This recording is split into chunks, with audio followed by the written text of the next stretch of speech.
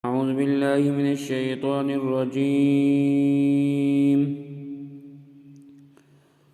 بسم الله الرحمن الرحيم. وإذا بدلنا آية مكان آية والله أعلم بما ينزل قالوا إنما أنت مفتر بل أكثرهم لا يعلمون. قل نزله روح القدس من ربك بالحق ليثبت الذين آمنوا وهدى وبشرى للمسلمين. ولقد نعلم أنهم يقولون إنما يعلمه بشر لسان الذي يلحدون إليه أعجمي وهذا لسان عربي مبين. إن الذين لا يؤمنون بآيات الله لا يهديهم الله ولهم عذاب أليم. إنما يفتري الكذب الذين لا يؤمنون بآيات الله وأولئك هم الكاذبون. صدق الله العظيم. زما انتهائی عزتمندو گرانو مشرانو رونو او زما هغه خويندې میندې چې څوک زما درس اوري، الله رب العزت دې موږ ټول د عمل توفیق راکړي. ما ستاسو مخکې د سورة النحل آیت نمبر 101 102 103 تلاوت کو او دینه مخکې آیتونو کې الله رب العزت خاص کر شیطانی اثرات او هغه خلق چې هغه باندې شیطان اثرات اچي دا غو ذکر کړي او هغه خلق چې هغه باندې شیطان اثرات نشي اچولې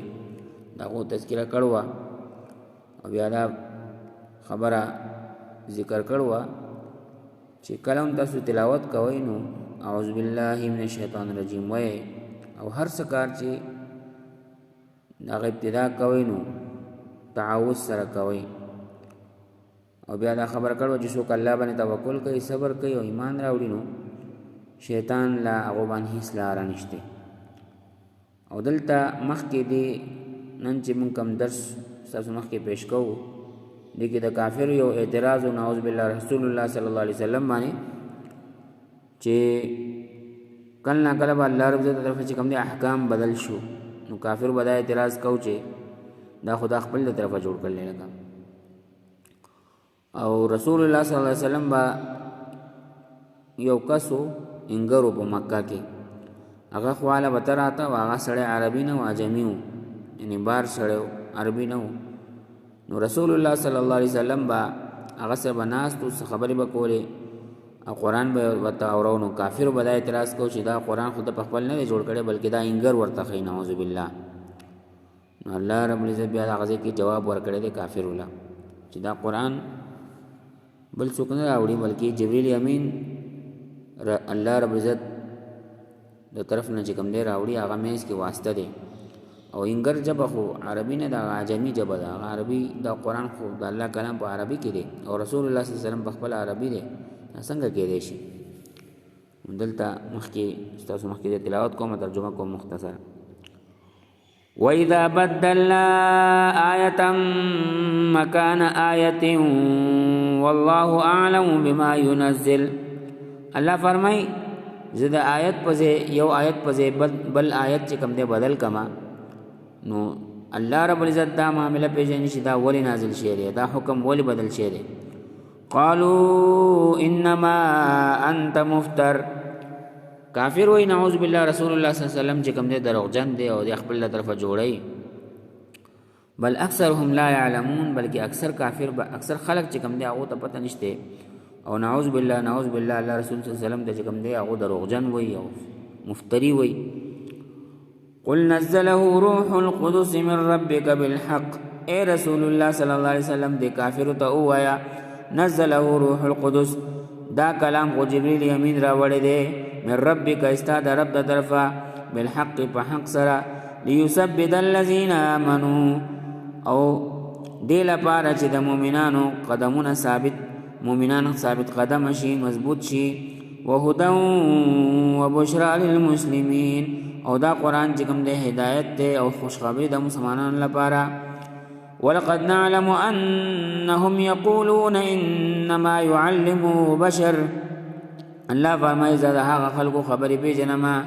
انهم يقولون چې دا خبره کوي انما يعلمه بشر نعوذ بالله رسول الله صلی الله علیه وسلم ته یو انسان خي دلته مکه یو انګر چې کوم دی نعوذ بالله دا خبرې خي دا قرآن دا کلام هغه خي نعوذ بالله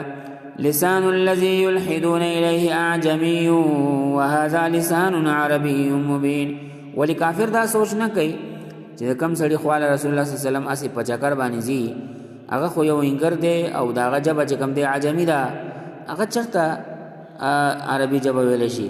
وهذا لسان عربي مبين او دا کلام مقدس چې کم دی قرآن مقدس دا خو په عربي جبه کې دی دا څنګه کېدی شي چې یو عجمی سړی چې کوم دی داسې فصیح ښکلی عربي ویلی شي دا خود نعوذ بالله تاسو پیغمبر صلی الله علیه وسلم باندې دروغ جوړوئ ان الذين لا يؤمنون بآيات الله لا يهديهم الله ولهم عذاب أليم بشک هغه خلق چې هغه د الله په آیاتونو باندې ایمان نه راوړي الله به هغو له هیڅ چره هدایت نه ورکوي ولهم عذاب أليم هغو لپاره سخت عذاب دی انما يفتري الكذب الذين لا يؤمنون بآيات الله واولئك هم الكاذبون بشک دروغ او افتراء هغه خلق کوي لا يؤمنون بآيات الله سوک چې د الله په آیاتونو باندې ایمان نه راوړي پیغمبر څنګه دروغ ویل شي بلکې دروغجن خدا کافر دي پیغمبر نعوذ بالله دروغجن نه دی دیو په پیغمبر صلی الله علیه وسلم باندې نعوذ بالله د دروغ او تهمت لګئی الله فرمای انما يفتري الكذب الذين لا يؤمنون بآيات الله بشک دروغجن خو هغه خلق دي الله باندې دروغ هغه خلق وای چې څوک د الله په آیاتونو باندې ایمان نه راوړي واولئک هم الكاذبون دغه کافر دروغجن دي من كفر بالله من بعد ایمانه الا من اکره وقلبه مطمئن بالایمان من کفر بالله څوک چې د الله سره کفر کوي د دین رستو چې هغه ایمان راوړو بیا چې کوم د کفر اختیار کو الا من اکره وقلبه مطمئن بالایمان ها یو سړی داسې دی چې هغه باندې بل د طرفه یو کافر سختی کوي او هغه ته چې کلمه کفر وایا او هغه په ظاهر باندې کلمه کفر وایي دا هغه زړه چې کوم دی د ایمان نه مطمئن وي ولكن من شرح بالكفر صدرا فعليهم غضب من الله بل اغا یو سړی داسې وي چې دا هغه زړه چې کوم دی مطمئن وي خو کافر په زور باندې هغه د کلمه کفر هغه باندې وایي نو د سریس نه کیږي دا خو سړی مؤمن دی لیکن هغه سړی چې هغه نعوذ بالله د زړه په صدق سره کلمه کفر وایي یعنی د زړه نه کلمه کفر وایي الله فرمای فعليهم غضب من الله هغه باندې د الله غضب دی او تباہی ده ولهم عذاب عظیم سخت عذاب دی یو سړی چې کوم دی یو مسلمان یو مؤمن کلمه کفر چې کوم دی خپل جان د بچاول لپاره چې کوم دی کلمه کفر وایي نو او زړی چې کوم دی د ایمان نه مطمئن وي نو دې سره هیڅ نه کیږي الله به بخي د دا مسله حل کوي او بل طرف ته هغه مسلمان دی چې هغه کلمه کفر وایي او نعوذ بالله دینه کې دا غزلوم چې کوم دی د کفر نه ډک شي او ځان کافر ثابت کی او کافر شي الله فرمای فعليهم غضب من الله هغه باندې الله عذاب دی غضب دی ولهم عذاب عظیم او هغه لپاره سخت عذاب دی الله رب عزت دې موږ ټول د عمل توفیق راکړي السلام علیکم ورحمت الله وبرکاته